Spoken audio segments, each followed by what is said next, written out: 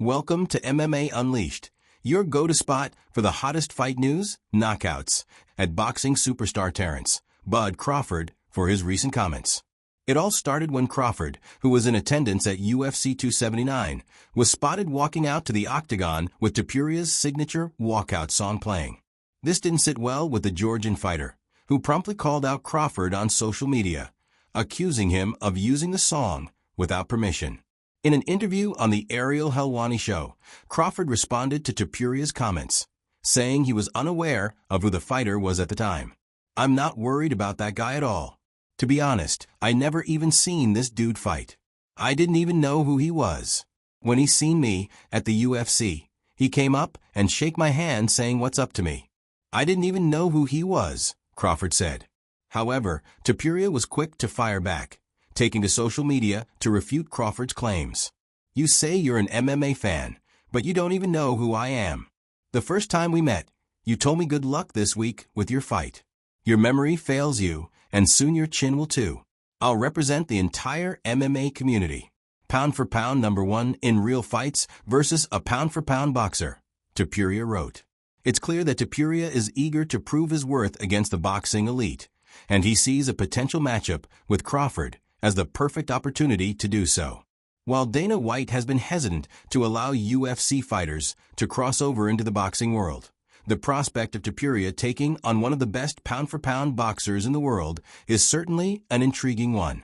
Only time will tell if this potential super fight comes to fruition, but one thing is for sure: Ilia Topuria is not one to back down from a challenge. Joe Rogan demands more weight classes in the UFC. In a recent episode of his podcast, legendary UFC commentator Joe Rogan once again voiced his opinion on the need for more weight classes in the promotion. Rogan has long been a proponent of this idea, and he reiterated his stance during a discussion on the current state of the UFC's weight class structure. "I think that they should have legitimately a weight class every 10 pounds in MMA, and I don't think that's bad.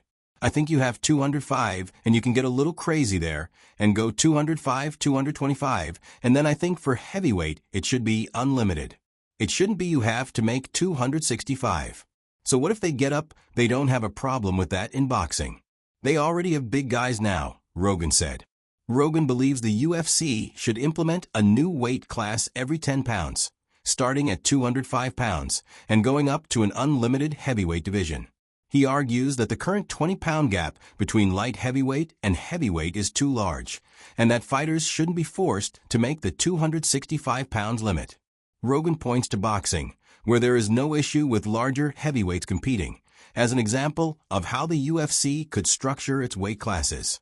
Rogan's comments echo the sentiments of many MMA fans and analysts who have long called for the UFC to expand its weight class offerings. The current structure, with its large gaps between divisions, has often been criticized for limiting the number of potential matchups and forcing fighters to compete at weights that may not be optimal for their natural body types. While the UFC has been hesitant to add new weight classes in the past, citing logistical and financial concerns, Rogan's voice carries a lot of weight in the MMA community. If more high-profile figures continue to push for this change, it may only be a matter of time before the promotion is forced to seriously consider implementing a more comprehensive weight class system. Daniel Cormier expresses disappointment in Kelvin Gastelum's missed weight.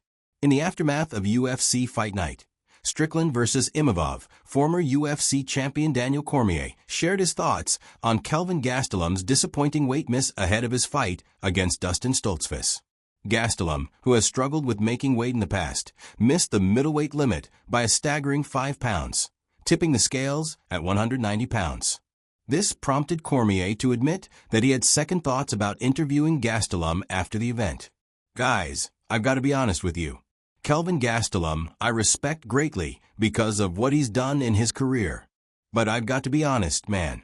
Missing weight by that much. I don't know. I don't know how to judge these performances. It's unfair, man. And I don't know how to judge Gastelum.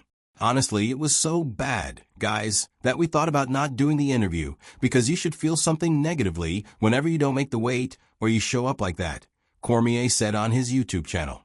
Cormier went on to acknowledge that while Gastelum took the fight on short notice, he still had a full month to prepare and make the required weight. The former two-division champion expressed his disappointment in Gastelum's inability to meet the middleweight limit, stating that it casts a shadow over his impressive victory.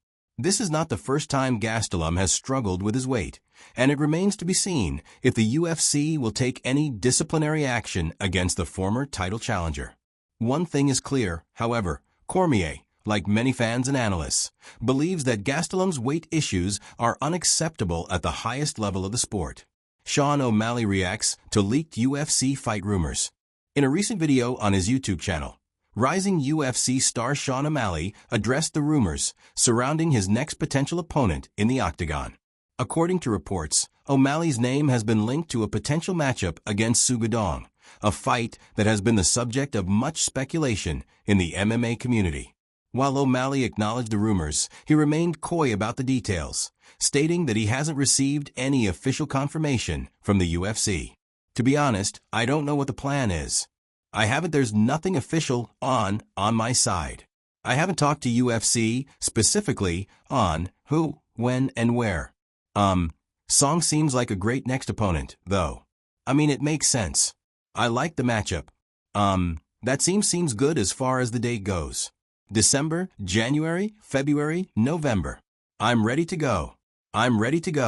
Call me next week, and I'll probably say it's too short notice, but I do like the matchup. Makes sense. I'm healthy. I'm feeling good and training yeah, again, I like that matchup a lot. O'Malley's comments suggest that while he is open to the idea of facing Sugudong, nothing has been finalized yet. The talented bantamweight contender also expressed his willingness to compete in the near future, indicating that he is healthy and ready to take on any challenge the UFC present him with. As one of the most exciting and charismatic fighters in the UFC, O'Malley's next move will undoubtedly be a topic of intense interest among MMA fans.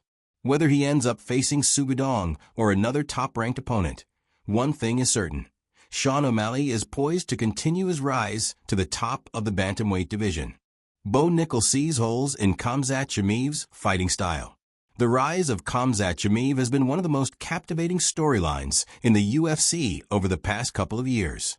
The Chechen-born fighter has steamrolled through the welterweight and middleweight divisions, earning a reputation as one of the most dominant and well-rounded fighters in the promotion. However, not everyone is convinced that Chimaev is unbeatable. In a recent interview with Talksport.com, rising UFC star Bo Nickel shared his thoughts on the champion's fighting style, suggesting that there are still areas where he can be exploited. I see holes in Chimaev's game still, and that's not to discredit him because he's great, but I think we all have holes in our game. So that's just what I would think going in, what I would try to exploit. I really doubt that he would be able to take me down. I know that my cardio would hold up. I know for a fact he's not taking me down quickly. Nickel, who is a highly decorated wrestler and grappler, believes that he would be able to neutralize Chimaev's dominant ground game, a strategy that has proven successful against other striking-based fighters in the past. Furthermore, Nickel pointed to Chimaev's recent fight against Dricus du Plessis, where the champion struggled against a fellow grappling-focused opponent. This, according to Nickel, is a blueprint for how to potentially defeat the seemingly unstoppable Chimaev. While Chimaev has yet to face a true grappling specialist in the UFC, Nickel's comments suggest that the champion may not be as invincible as many have come to believe. As the MMA world eagerly awaits Chimaev's next move, the prospect of a potential showdown between the two rising stars is sure to capture the attention of fans and analysts alike. Khamzat Chimaev gifted a Ferrari in Georgia. In the midst of his meteoric rise to the top of the UFC, Khamzat Chimaev has been living the high life. This week, the welterweight champion was gifted a brand new Ferrari 296 GTB while visiting his home country of Georgia. The luxurious sports car, which retails for over $300,000, was presented to Chimaev as a gesture of appreciation from his supporters in the region. The fighter shared his excitement on social media, posting a video of himself admiring the sleek black Ferrari. Chimaev's lavish gift is a testament to the immense popularity and respect he has garnered both within the MMA community and among his fellow Georgians. The 28-year-old has quickly become one of the most recognizable and dominant figures in the sport, and his newfound wealth and success are a reflection of his remarkable achievements in the octagon. As Chimaev continues to cement his status as one of the UFC's biggest stars, it will be interesting to see how he chooses to utilize his growing wealth and influence. For now, it seems the champion is content to enjoy the spoils of his hard-earned victories, indulging in the luxuries that come with being one of the most feared fighters in the world. Aljamain Sterling and Lerone Murphy exchange barbs over featherweight title shot. The featherweight division has been a hotbed of activity in the UFC, with several fighters jockeying for position to challenge champion Alexander Volkanovski. In the midst of this jockeying, bantamweight champion Aljamain Sterling and rising featherweight contender Lerone Murphy have engaged in a war of words over who deserves the next title shot. It all started when Murphy took to social media to question why Sterling's name was even being considered for a featherweight title fight, given his recent struggles at 135 pounds. How is Aljo's name even in the mix? I'm confused. Brothers 2-2 in his last 4 fights. He was a good bantamweight, but an average featherweight. Only one name makes sense, and that is Lerone Murphy. Murphy wrote.